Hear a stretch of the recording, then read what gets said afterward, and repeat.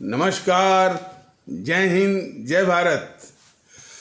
भारतीय अवाम ताकत दल अपने भारतीय भाई बहनों अर्थात अपने देश भारत की जनता अर्थात अपने भारतीय अवाम से भारतीयता आधारित आपसी श्रद्धा, भारतीयता आधारित आपसी स्नेह, भारतीयता आधारित आपसी प्रेम, भारतीयता आधारित आपसी अखलाक मोहब्बत, भारतीयता आधारित आपसी सहयोग, भारतीयता आधारित आपसी सम्मान, भारतीयता आधारित आपसी एकता, भारतीयता आधारित आपसी भाईचारा तथा भारतीयता आधारित आपसी सद्भाव को समझने व उसे आत्मसात करके वैसा ही आचरण एवं व्यवहार करने हेतु और इसके पूरे देश में प्रचार प्रसार करने हेतु और इसकी अहमियत को प्रत्येक देशवासी को समझाकर उसे अपनाते हुए वैसा ही आचरण एवं व्यवहार करने हेतु और प्रत्येक देशवासी को अपना ही भारतीय भाई बहन मानकर, समझकर, अपनाकर उनके साथ वैसा ही और उसी अनुसार आचरण एवं व्यवहार करने हेतु सतत, सदैव और हमेशा अदब के साथ, आदर के साथ अर्ज करता है, विनती करता है। ये एपिसोड ये फिल्म जगत के कुछ महान आत्माओं के विषय में से परिचय करा करके ये उन्हीं को समर्पित है और सबका वर्णन तो संभव नहीं है, लेकिन कुछ वर्णन ऐसे किए जाएंगे, उसी से आप सभी को अंदाज हो जाएगा कि कितनी महान हस्तियां, कितने ऊंचे ख्याल रखने वाले, कितने विजनरी यानी दूरदृष्टि रखने वाले और मुल्क के प्रति समर्पित हस्तियां जो है इस फिल्मी जगत में थी। आज वही फिल्मी जगत भारत का, जिसको बॉलीवुड आप कहते हैं, ये भूमिगत तस्करों, दाऊद इब्राहिम टीम और भारत विरोधी ताकतों के छाया में वो पल रहा है। तो जैसे कि 26/11 का जो आक्रमण हुआ था उसमें जो ISI की जो एजेंट आकर के रेकी किया था, रेकी मन होता है रिकॉनेसेंस, यानी कोई वारदात करने के पहले आकर के पूरा उसका तहकीकात करना और कि कैसे किस तरह से आतंकी घटना को अंजाम देना है या किसी भी घटना को, तो उसको रेकी कहते हैं, शॉर्ट फॉर्म है, और फुल फॉर्म अंग्रेजी में कहते हैं रिकॉनेसेंस। तो उस रेकी करने में ये महेश भट्ट का लड़का उसमें शामिल था।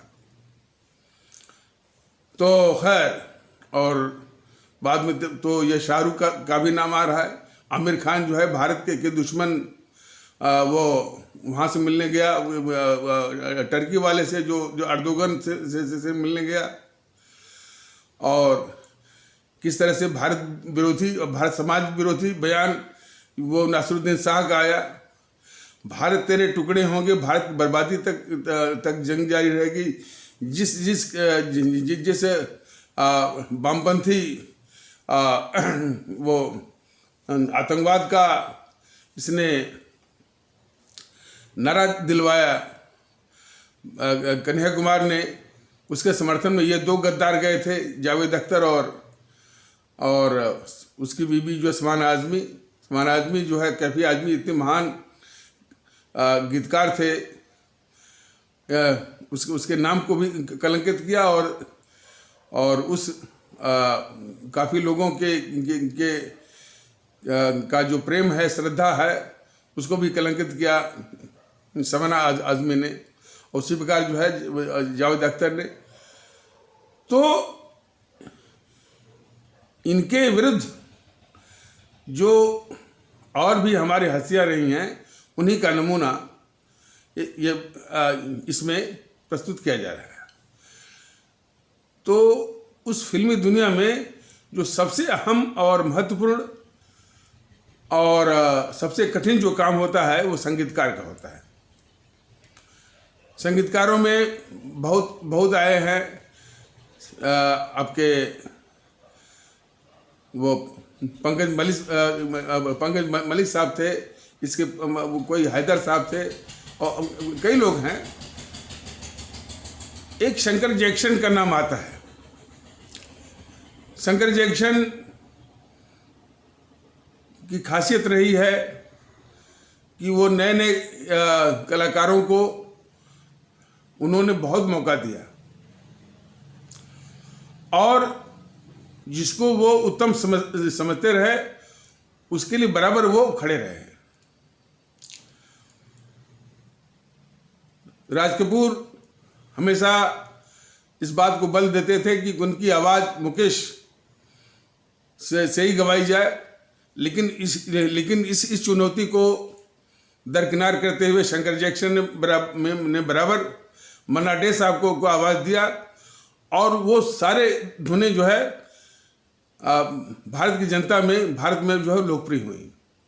ये सभी को मालूम है। शंकर जैक्सन साहब ने जो सीमा में जो भजन गवाई इनसे मन्ना डे साहब से, तू प्यार का सागर है, बहुत ही वो लोकप्रिय हुआ। बूट पॉलिश में जो शास्त्रीय संगीत जो उन्होंने गवाया, लपक झपक एक करके है कि एक शास्त्रीय संगीत का है जो कि मन्ना डे ने गाया है।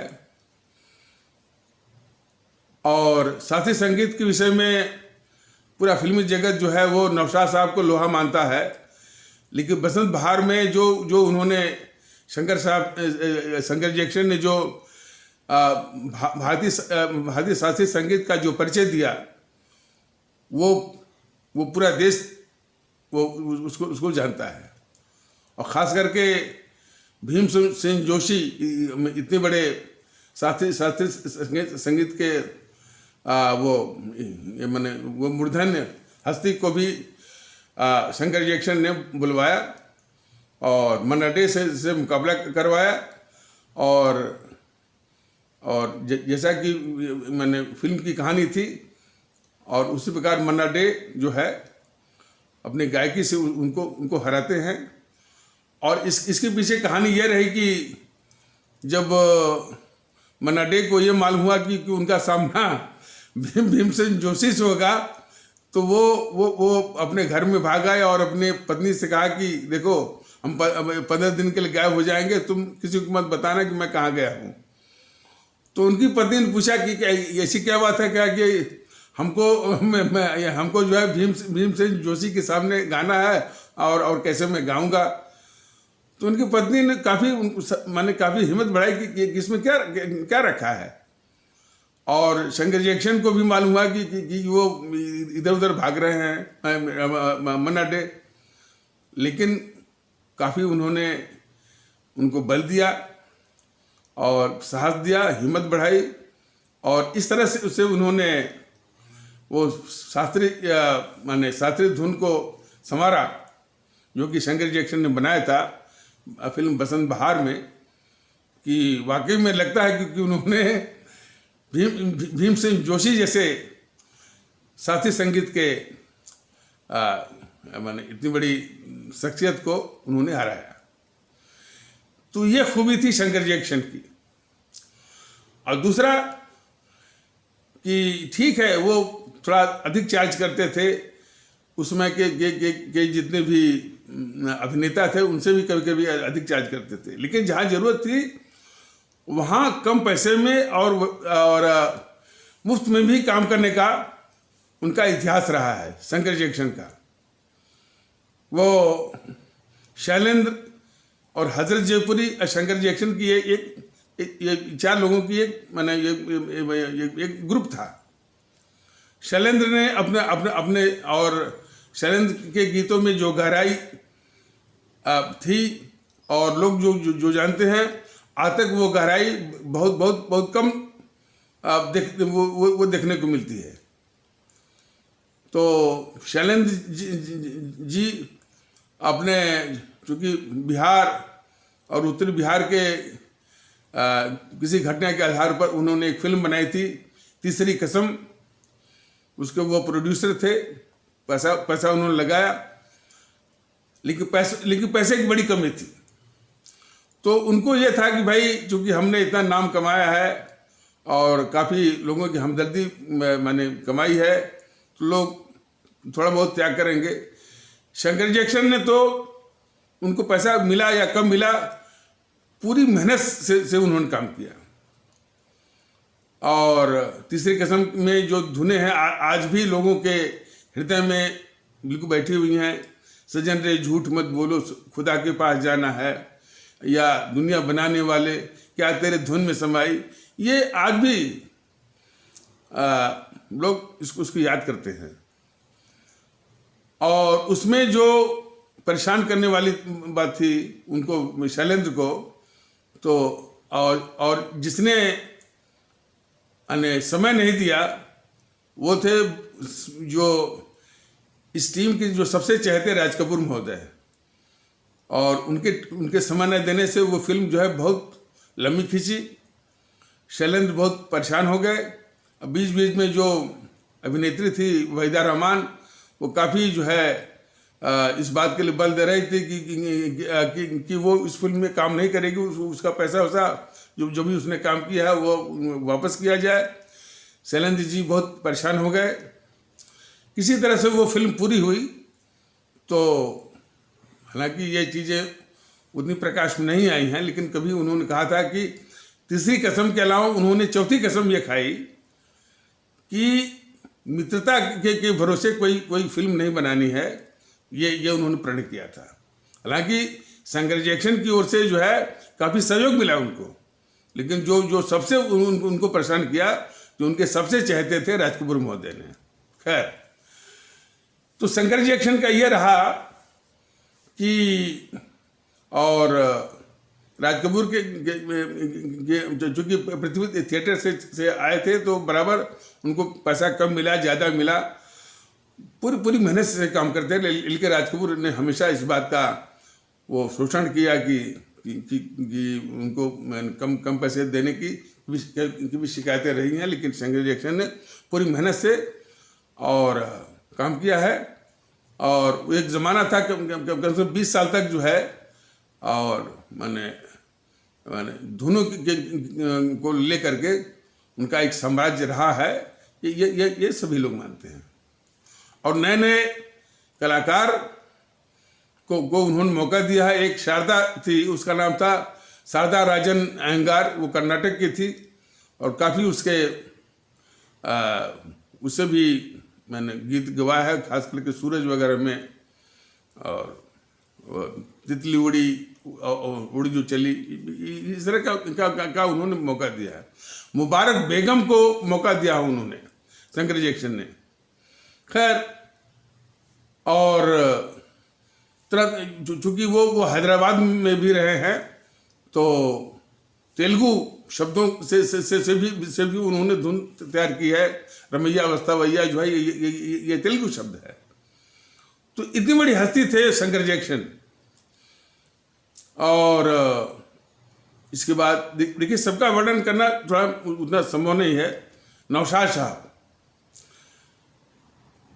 शास्त्रीय संगीत जो भारतीय संगीत की आत्मा है, इसका पूरा झंडा गाड़ दिया नौशाद साहब ने फिल्मी दुनिया में। कितने डायरेक्टर प्रोड्यूसर तो घबराते थे कि जिस तरह का वो ये शास्त्रीय संगीत देते हैं, तो काफ़ी लोग जो कि शास्त्रीय संगीत पसंद नहीं करते हैं, तो उनकी फिल्म चलेगी कि नहीं चलेगी, और इस तरह का डायरेक्टर प्रोड्यूसर डरते थे। और इसका नमूना है फिल्म बैजू बावरा। उसके डायरेक्टर थे विजय भट्ट। मुझे जब जब ये बैजू बारह बनने को थी, विजय भट्ट ने हाथ जोड़ के कहा कि नौशाद साहब, आपसे विनती है कि इस फिल्म में शास्त्रीय संगीत जो है थोड़ा कम ही डालिएगा, इसलिए कि शास्त्रीय संगीत कोई सुनता है नहीं, और हमारी फिल्म पिट जाने का डर है। नौशाद साहब ने कहा कि भट्ट साहब, ऐसा है, आप शास्त्रीय संगीत से डरिए मत, शास्त्रीय संगीत तो रहेगा ही, लेकिन इतना आप बिल्कुल आश्वस्त रहिए और इत्मीनान रखिए कि आपकी पूरी फिल्म जो है वो संगीत पर ही जो है वो लोकप्रिय होगी। और नौशाद साहब ने ये करके दिखाया। बैजू बावरा के सभी संगीत वो दुनिया के रखवाले तो पूरे भारत में जो है, भारत के बाहर भी लोकप्रिय है, वो दुनिया के रखवाले, और तू गंगा की मौज में, जमुना की धारा, एक से एक वो संगीत दिया नौशाद साहब ने। और बैजू बावरा का वो भजन, मन तरपत हरि दर्शन को आज, वो मास्टरपीस है। उस भजन को सुनिए। उस भजन की विशेषता के विषय में एक बार नौशाद साहब ने बोला था कि इस भजन को आप किसी मजमे में आप सुनाइए, मन तरपत हरि दर्शन को आज किसी मजमे में सुनाइए, और ये खुलासा मत करिए कि ये जो संगीत है इसके शब्द लिखने वाला, मतलब इसका लिरिक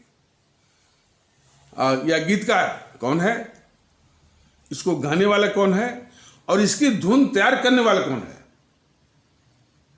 तो किसी को भी यकीन नहीं होगा ये तीनों की तीनों मुसलमान है। ये बात बोले थे नौशाद साहब, और उन्होंने कहा कि यही चीज हमारे देश में सर्वपंथ संभाव की सबसे बड़ी मिसाल है ये। तो इतनी बड़ी आत्मा के थे वो नौशाद साहब।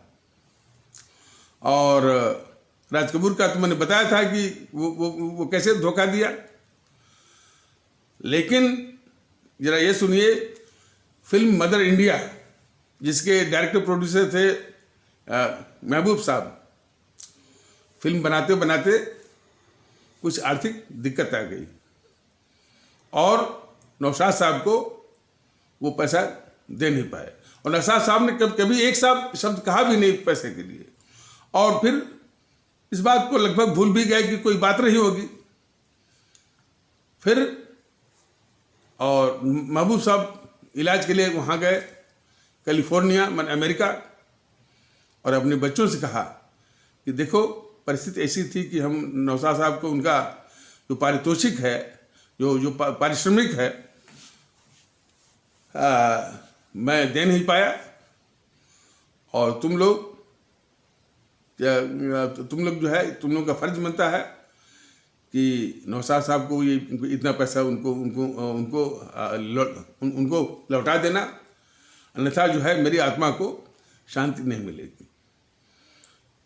महबूब साहब की वहीं मृत्यु हो गई कैलिफोर्निया में ही, और फिर उनके बच्चों ने नौशाद साहब से मिल करके ये सारी बात बताई। तो बोले कि अरे हम तो मैंने इस बात का ख्याल ही नहीं आया, लेकिन इतने ऊंचे ख्याल के थे महबूब साहब भी और नौशाद साहब भी, और मदर इंडिया के संगीत से तो वो सभी परिचित होंगे कि दुनिया में हम आए हैं तो जीना ही पड़ेगा, और जीवन अगर जहर है तो पीना ही पड़ेगा। बिल्कुल अपने भारत की जो देहात है, गांव है, उसकी खुशबू आपको उसमें मिलेगी। तो ये खूबी थी हमारे नौशाद साहब में, और उन्होंने कभी इसके, और ख़ास करके वो बता रहे थे कि जब उन्होंने रफ़ी साहब से ये गवाया, वो दुनिया के रखवाले, तो इसमें खिंचाव बहुत है। तो लोग कहते हैं उनके मुंह से वो खून भी आ गया था, और बाद में कई महीने तक वो गाना भी नहीं गा रहे थे रफ़ी साहब बहुत दुखी भी हो गए थे कि पता नहीं उनकी आवाज़ वापस होगी कि नहीं होगी। लेकिन बाद में नौशाद साहब ने बताया कि और जो प्रोग्राम हुआ उसमें उन्होंने और खिंचाव लेकर के 2 सुर और ऊपर वो उन्होंने गाया था रफी साहब ने। तो इतनी बड़े ख्याल के थे नौशाद साहब। और एक बार किसी इंटरव्यू में वो किसी ने पूछा कि साहब ठीक है, आप अपने पसंद का एक कोई गाना वो सुनवा दीजिए। मैंने बोलते जो इंटरव्यू लेने वाला अंत में बोला कि सर एक अपनी पसंद का एक गाना। देखिए उनका क्या जवाब था। उन्होंने इसके जो इस सवाल के जवाब में नौशाद साहब ने ये कहा कि भाई हमने तो पूरा जीवन ही लगा दिया कि मैं अपनी पसंद का एक गाना मैं बनाऊं, एक धुन में तैयार करूं, लेकिन अफसोस कि पूरा जीवन अर्पण करने के बाद भी मैं अपनी पसंद का एक भी धुन हम नहीं बना पाए। कितनी बड़ी आत्मा थी, कितने उच्च कोट के संगीत देने के बाद भी वो फनकार कहता है कि वो अपनी पसंद का एक भी धुन वो बना नहीं पाया। ये विचार जरा देखिए उनका। और मंत्रपद हरिदर्शन को आज जो उन्होंने भजन की धुन बनाई है, लोग उसको सर आंखों पर रखते हैं भारत के लोग। ये सचिन देव बर्मन, इनका जन्म हुआ था त्रिपुरा में, मातृभाषा इनकी बांग्ला। और फिर इनका संयोग हुआ साहिर यानी लुधियानवी साहब के साथ। और काफी दिनों तक इनका संयोग रहा। और फिल्म सजाब में और तिलक महमूद, और फिर इसके बाद वो सुरैया का क्या कॉम्बिनेशन था इनका। सजा का वो गाना कि तुमने जाने किस जहां में खो गए, ये संगीत जो है सचिन देव बर्मन ने दिया था। शब्द थे हमारे शायर लुधियानवी साहब के। तो ये चलता रहा। एक बार वो जयमाला कार्यक्रम होता है इसका विविध भारती का, मैं सुन रहा था। सचिन देव बर्मन साहब जो है उन्होंने अपना एक भी गाना जो है वो प्रस्तुत नहीं किया। दूसरे महान संगीतकारों का, नौशाद साहब का पेश किए, और जो है ओपी नैयर साहब का पेश किए, मदन मोहन साहब की बड़ी इज्जत करते थे, उनका पेश किए। और देखिए जिनकी मातृभाषा बांग्ला है, वो बेगम अख्तर की गजल और बड़े गुलाम अली खां की जो ठुमरी प्रस्तुत किए थे।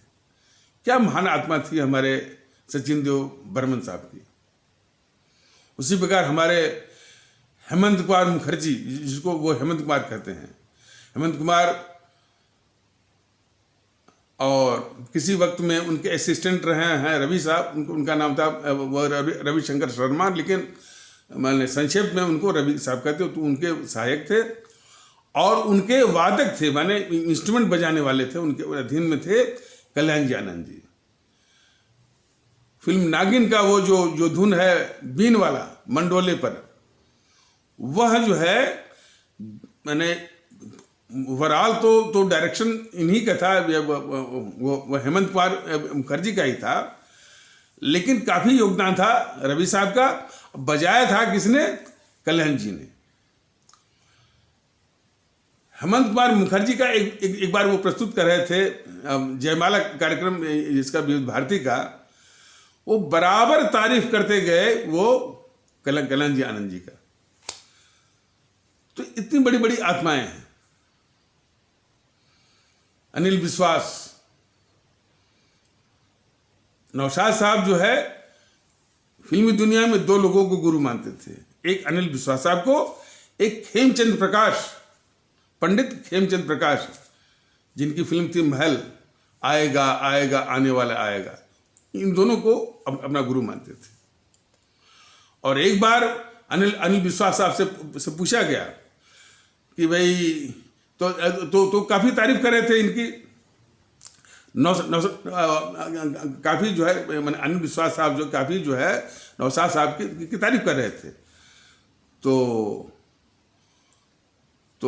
किसी ने कहा कि अरे जब जिसके विषय में आप कहते हैं वो तो आपको अब अपना गुरु मानते हैं, कि भाई ये तो उनकी महानता है, लेकिन वो मेरे बराबर हैं और अब वो हमको अपना गुरु मानते हैं, तो ये उनके ख्यालों की महानता है। तो इतने बड़े संगीतकार भी रहे हैं, उनके ख्याल इतने पाक पवित्र और महान रहे हैं।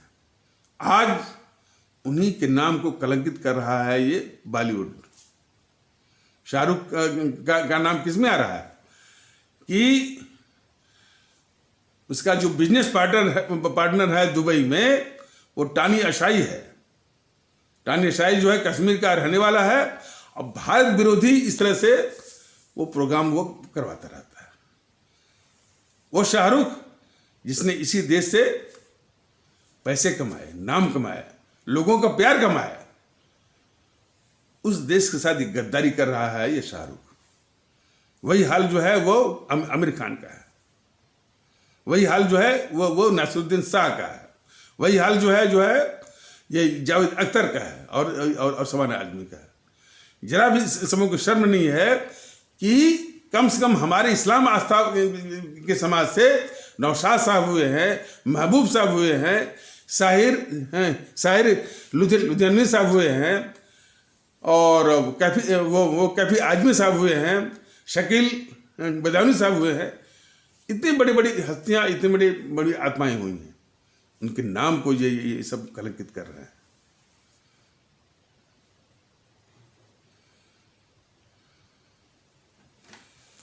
तो ये समझने की आवश्यकता है। तो बेहतर है कि इस बॉलीवुड को बंद कर देना चाहिए। और उसमें यही लोग नहीं है, महेश भट्ट, दीपिका पादुकोण, वो कौन है, वो रणवीर सिंह, सब, और ये अनिल कपूर, सब उसी गिरोह के हैं। तो खैर, बॉलीवुड आज भारत के लिए कलंक हो गया है। और इतना ही नहीं, आज भी विज्ञापन में शाहरुख को दिखाते हैं, आज भी विज्ञापन में उसको वो जावेद अख्तर को दिखाते हैं। बताइए, ये तो हालत है। एक वाकया और बताते हैं। शंकर जैक्सन का कभी महबूब साहब के साथ काम करने का कोई मौका नहीं मिला। इस तरह से कॉम्बिनेशन हो रहा होगा। शंकर जैक्सन की फिल्म चोरी चोरी की एक धुन है, रसिक बलमा वाला, बहुत ही वो प्यारी धुन है। लेकिन जब महबूब साहब की तबीयत खराब हुई, कैलिफोर्निया में उनका इलाज चल रहा था, वो अपने अंतिम वक्त में शंकर जैक्सन की बनाई हुई यही धुन, हाँ, वो रसिक बलमा वाला जो फिल्म चोरी चोरी का, इसी के रिकॉर्ड को बराबर सुनते रहे। ये होता है सम्मान। जरा इससे सीखें, ये आज की पीढ़ी भी सीखे। और आज की पीढ़ी तो लगभग भूल भी गई है कि वो मदन मोहन साहब कौन थे, रोशन साहब कौन थे, और ये सलील चौधरी साहब कौन थे। सबको भूल चुकी है। शंकर जैक्सन कौन थे, नौशाद साहब कौन थे। और ये पीढ़ी कहती है कि हम प्रगति कर रहे हैं, पता नहीं कौन से प्रगति कर रहे हैं। खैर, तो आज उन्हीं आत्माओं को, उन्हीं हस्तियों को, उनके ख्यालों को कलंकित कर रहे हैं बॉलीवुड वाले। भारतीय जनता दल का ये निवेदन है सरकार से कि बॉलीवुड को बिल्कुल बंद कर दीजिए। जब ये तय करें कि भाई जब उनके ख्यालों के अनुरूप यदि कुछ इस देश को देने को तैयार हों, तब तो यानी इनको जो है फिर अनुमति दीजिए कि भाई कुछ इस तरह का बनाए, वरना इस तरह की, वरना इनको बंद कर दीजिए। आप बंद करने की आवश्यकता है। अब आ जाइए इस पर कि वो किसी YouTube पर उस पुष्पेंद्र कुलश्रेष्ठ को मैं देख रहा था, वो क्या कह रहा है कि यह देश जो है बहुसंख्यकों का है, इसमें और देश में वही होगा जो बहुसंख्यक चाहेंगे। जरा गौर करिए इसके वक्तव्य को। और पाकिस्तान में जो बहुसंख्यक जो है अल्पसंख्यकों पर क्या अत्याचार कर रहे हैं, तो बताते हैं ना कि जिसमें बंटवारा हुआ उसमें गैर इस्लाम आस्था के जो है लोग, या सिख ले लीजिए, हिंदू लीजिए, उनकी आबादी वो 23% थी, आज वह 3% पर पहुंच गई है। तो ऐसे ही तक वो रहे होंगे वो कि भाई कि यह देश जो है वो बहुसंख्यकों का है और बहुसंख्यकों के आधार पर जो है देश को चलाएंगे। वही भाषा ये बोल रहा है ये पुष्पेंद्र कुलश्रेष्ठ। तो उसमें और जो वहाँ के जो सिरफिरे हैं और अतिवादी हैं, एक्सट्रीमिस्ट हैं, कोई फर्क नहीं है। दूसरा, अब तक तो जीएनपीसी अल्पसंख्यकवाद और अल्पसंख्यक शब्द जो है यानी माइनॉरिटी शब्द जो है इसमें संविधान में कहीं है ही नहीं। बस एक जगह लिंग्विस्टिक माइनॉरिटी जोड़ दिया है। लिंग्विस्टिक माने भाषाई। मान लीजिए काफ़ी हिंदी बोलने वाले तो थोड़ा बहुत जो और जो भारतीय भाषा है हमारी, तमिल है, तेलुगु वाले बोल रहे, तो उसको बोला जाएगा भाषाई जो है वो अल्पसंख्यक या लिंग्विस्टिक माइनॉरिटी। बाकी और किसी माइनॉरिटी की बात भारत के संविधान ने कहा ही नहीं है। लेकिन ये गद्दार इंदिरा ने एक तो जो है सेकुलरिज्म या धर्म निरपेक्षता का शब्द आकर के वो डाल दिया इसमें, संविधान के प्रस्तावना में। और फिर ये अल्पसंख्यक, और उसी के देखा देखी ये मायावती ने शुरू कर दिया दलित गैर दलित। फिर तो समाज में भेद विभेद करने वालों का तांता लग गया, जातियों में बांटने लगे। नीतीश कुमार को उनके विषय में कहा जाता है कि वो दलित और महादलित, हमारे इस्लाम आस्था में वो पसंदा मुस्लिम और वो मुस्लिम। तो ये जो बस इनको बांटने में ही इनकी महारत हासिल है। ये उसी के कीड़े हैं। नीतीश कुमार तो बहुत बेशर्म किस्म का है कि जातिवाद अभिशाप है तो उसको बोलता है कि हकीकत है, और जातिवाद के अंदर भी जातिवाद। लेकिन ये पूरे देश को समझने की आवश्यकता है। भारतीय जनता दल तो बता ही रहा है।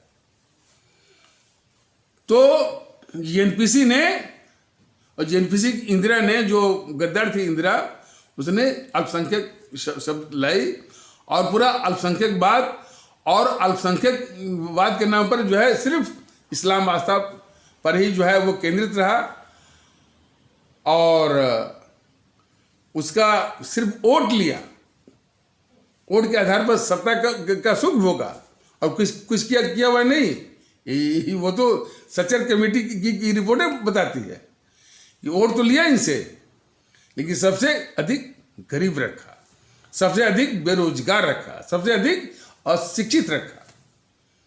और यहाँ तक कि वो कमेटी कहती है कि इनकी हालत, यहाँ तक कि जिनको आप शेड्यूल कास्ट कहते हैं, उनसे भी बदतर है। वोट भी लिया और इस दशा में भी रखा। और कुछ नेता तो परोक्ष रूप से ये भी कहते रहे कि यदि ये तबका यदि गटर में रहना चाहे तो गटर में ही रहे, उसको गटर से बाहर निकालने की जिम्मेदारी कांग्रेस की नहीं है। ये हालत रहा।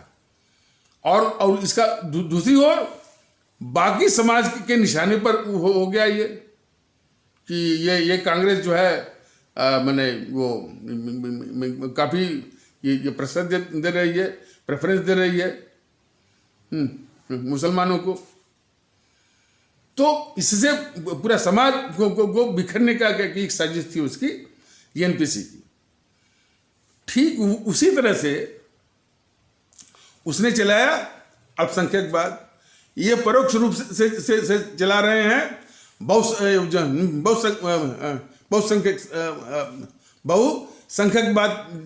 चला रहे हैं। और मोदी जी इसी का आधार पर कह रहे हैं कि ऐसे लोगों को पाल करके, पुष्पेंद्र कुशवाहा जैसे लोगों को पाल करके, कि जो कहते हैं कि इस देश में वही होगा जो मेजॉरिटी चाहेगी, जो बहुसंख्यक चाहेगा, लोग पाल करके कहते हैं कि सबका साथ सबका विश्वास, इसी के आधार पर वो उनके साथ मतलब उनके सबका साथ सबका विश्वास की असलियत यही है कि जो मेजॉरिटी चाहेगी वो होगा। भारतीय आवाम ताकत दल पुष्पेंद्र कुशवाहा जैसे असामाजिक तत्वों को ये बताना चाहता है कि इस देश में वही होगा जो इस देश की आवाम चाहेगी, सारे देश के लोग जो चाहेंगे। सभी लोग भारतीय हैं, इसलिए इसमें न कोई अल्पसंख्यक है न कोई बहुसंख्यक है, सब लोग बराबर और सभी लोग भारतीय। और इस देश में वही होगा जो इस देश का भारतीय समाज चाहेगा, भारतीय लोग चाहेंगे। दुख इस बात का है कि इस समाज की कमजोरी है कि पुष्पेंद्र कुशवाहा जैसे, असदुद्दीन ओवैसी जैसे और जैसे लोगों को समर्थन और महत्व मिलता है। जरूरत इस बात की है कि वो समर्थन और महत्व को समाप्त करना है और ऐसे तत्वों को उनकी औकात दिखा दे देनी है और उनको उनका जो डिजर्व प्लेस है, मुकाम है, वहां उनको पहुंचा देना है। इसकी आवश्यकता है। इनको जब समर्थन मिलता है वो दुख की बात है। तो जरूरत इस बात की है कि उनकी समर्थन की जड़ को काट देना है। असदुद्दीन ओवैसी हो चाहे पुष्पेंद्र कुशवाहा हो, और ऐसे लोगों को पाला जाता है। और किसी ने तो बताया कि ये भले ये भेष बदला है कि ये बीजेपी का जो है वो माने बीजेपी की ओर से बोलता है, लेकिन है वो माने असलियत में एनपीसी का एजेंट है वो, गांधी नेहरू परिवार चांडाल चौकड़ी का एजेंट है। भारतीय ताकत दल को भी इस बात का अंदेशा लगता है कि हाँ वाकई में जिस तरह से जो उसकी गतिविधि है पुष्पेंद्र कुशवाहा जैसे असामाजिक तत्वों का, लगता है कि जरूर वो जो है एनपीसी का ही एजेंट होगा। एनपीसी ने इस देश को कितना तबाह किया है, यही बात तो बता रहा है भारतीय ताकत दल हर तरह से। जितना अंग्रेजों ने तबाह नहीं किया होगा इस देश को, कई गुना तबाह किया है इस कुनबे ने, गांधी नेहरू परिवार चांडाल चौकड़ी काकस ने। और उसके एजेंट जो है वो विभिन्न रूपों में आज भी सक्रिय हैं। लोग कहते हैं कि कांग्रेस मर गई, कांग्रेस मरी नहीं है। वो उसके एजेंट जो है दूसरे ठिकाने वो पकड़ लिए हैं। ये सिंधिया जो है, ज्योतिरादित्य सिंधिया, जब देखा कि वहां पर मैंने थोड़ा कमजोर, वो किला कमजोर हो रहा है, तो भाग करके आ गया बीजेपी में। अब कितने आ गए, वो नरेंद्र सिंह तोमर आ गए, तो जगदम्बिका पाल आ गए, वो रीता बहुगुणा आ गई, और राव वीरेंद्र सिंह आ गए, तो हम तो आ ही रहे हैं बीजेपी। एक दिन ऐसा होगा कि पूरी पूरी बीजेपी वो कांग्रेस वो बन जाएगी।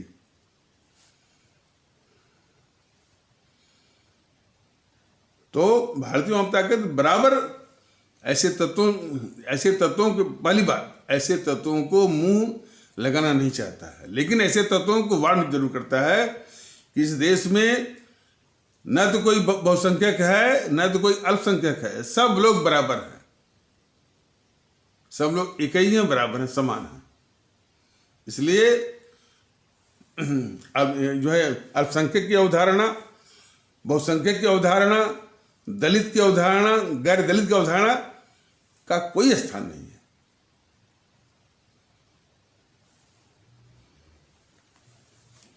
ये पहले मैंने कई तरह से भारतीय जनता दल ने बताया है कि सब लोग की हैसियत, प्रतिष्ठा, इज्जत बिल्कुल बराबर है।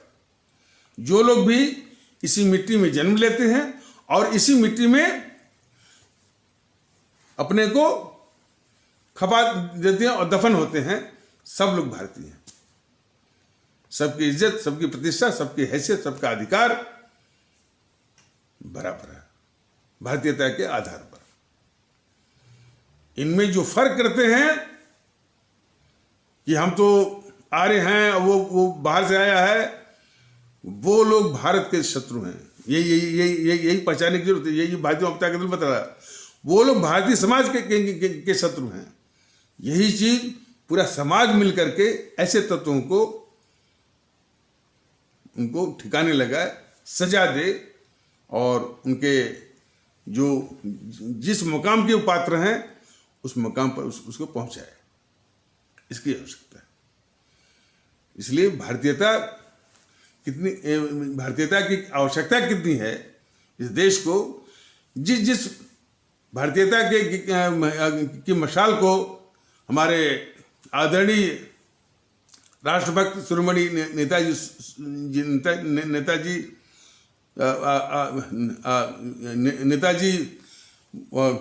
सुभाष चंद्र बोस ने जगाया था, जिस भारतीयता की मशाल को शहीद आजम भगत सिंह ने जगाया था, जिस भारतीयता की मशाल को हमारे अमर शहीद चंद्रशेखर आजाद ने जगाया था, जिस भारतीयता की मशाल को हमारे अमर शहीद अशफाक उल्लाह ने जगाया था, जिस भारतीयता की मशाल को हमारे अमर शहीद खुदीराम बोस ने जगाया था, जिस भारतीयता की मशाल को हमारे अमर शहीद सुब्रमण्यम भारती ने जगाया था, जिस भारतीयता की मशाल को हमारी अमर शहीद श्रीमती रानी लक्ष्मण ने जगाया था, जिस भारतीयता की मशाल को हमारी अमर शहीद श्रीमती रानी चंद्रमा ने जगाया था, और जिस भारतीयता की मशाल को हमारी अमर शहीद श्रीमती रानी गडलू ने आदि ने जगाया था, आज उसी भारतीयता के माहौल को और उस मशाल को आगे ले जाना है। इस देश में जो फर्क डालते हैं, पहचानिए कि वो इस देश के शत्रु हैं, इस भारतीय समाज के शत्रु हैं। इन शत्रुओं की पहचान करिए, वो विभिन्न रूपों में है, विभिन्न भेषों में है।